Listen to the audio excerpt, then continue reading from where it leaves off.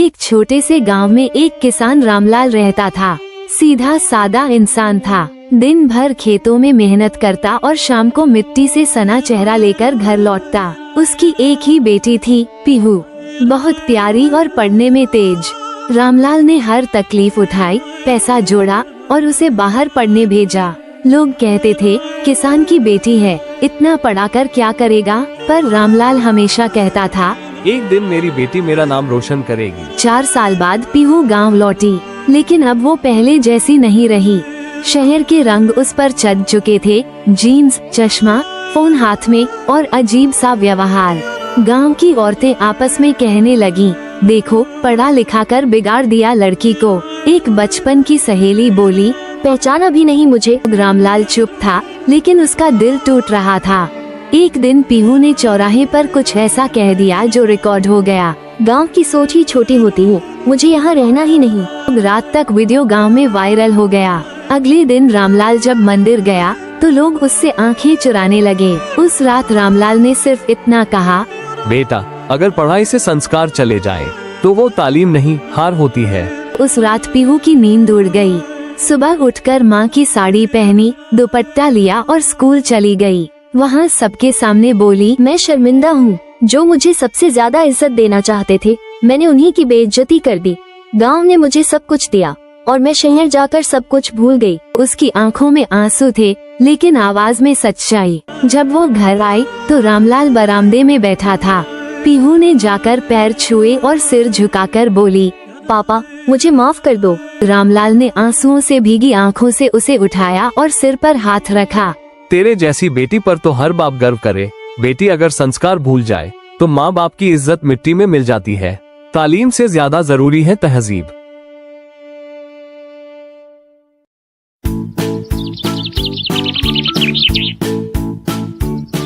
ये कहानी एक ऐसे घर की है जो बाहर से बिल्कुल आम लगता था, लेकिन अंदर बहुत कुछ अलग चल रहा था। इस घर में रहती थी एक माँ और उसके 2 बेटे, नीरज और विक्की।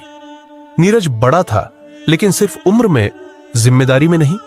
दिन भर मोबाइल में घुसा रहता, या तो गेम खेलता या सोता रहता। माँ अगर बोलती, नीरज बेटा जरा पानी भर दे, तो फौरन जवाब आता, माँ अभी तो किया था, थोड़ी देर बात कर लूंगा। लेकिन वो थोड़ी देर कभी आती ही नहीं थी। दूसरी तरफ विक्की था, छोटा लेकिन बिल्कुल जिम्मेदार। वो माँ का हर काम बिना कह कर देता था। पढ़ाई में भी अच्छा था। माँ अक्सर सोचती थी, काश नीरज भी विक्की जैसा बन जाए, लेकिन कहती कुछ नहीं थी। एक सुबह की बात है, माँ ने कहा, नीरज बेटा दूध खत्म हो गया है, जरा ले आ। नीरज पलंग पर लेटा था, आंखें मोबाइल में कड़ी थी। उसने बिना देखे जवाब दिया, माँ अभी तो उठा था, विक्की से बोल दो ना। विक्की बर्तन धोते हुए बोला, भैया को तो उठने में भी थकावट होती है माँ। माँ हल्का सा मुस्कुराई, पर अंदर से थोड़ी टूटी हुई थी। एक शाम एक ऐसा कॉल आया जिसने जिंदगी की राह ही बदल दी। शाम के 6 बजे थे, घर में शांति थी। अचानक माँ का फोन बजा। वो पापा का कॉल था। मैं बाइक से गिर गया हूं, हाथ में फ्रैक्चर है, हॉस्पिटल जा रहा हूं। माँ घबरा गई, तुरंत निकल पड़ी।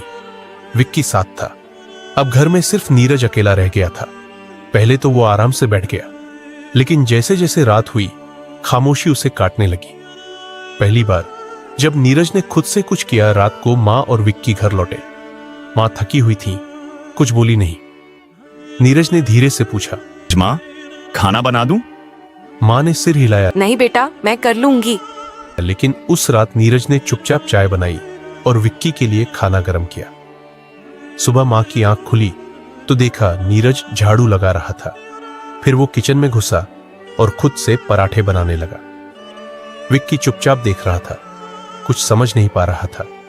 अगले 3 दिन में नीरज ने सब किया। सब्जी लाना, माँ की दवाई देना, विक्की का बैग बनाना, बर्तन धोना, और उसने एक भी शिकायत नहीं की। उसे समझ आ गया था कि माँ हर दिन क्या झेलती है। पापा ने घर में शांति देखी और पूछा, ये सब कैसे संभल गया? माँ मुस्कुराई, जो कभी काम से भागता था आज सबसे पहले उठता है। पापा ने पहली बार नीरज को गले लगाया। नीरज मुस्कुरा रहा था, लेकिन आंखें नम थी। इस कहानी से हमें यह सीख मिलती है, काम से भागकर हम खुद से भागते हैं। जब हम जिम्मेदारी उठाते हैं तभी घर और जिंदगी दोनों संभलते हैं। जो लोग अपनी माँ और पापा से प्यार करते हैं वो इस वीडियो को लाइक करें और हमारे चैनल को सब्सक्राइब जरूर करें।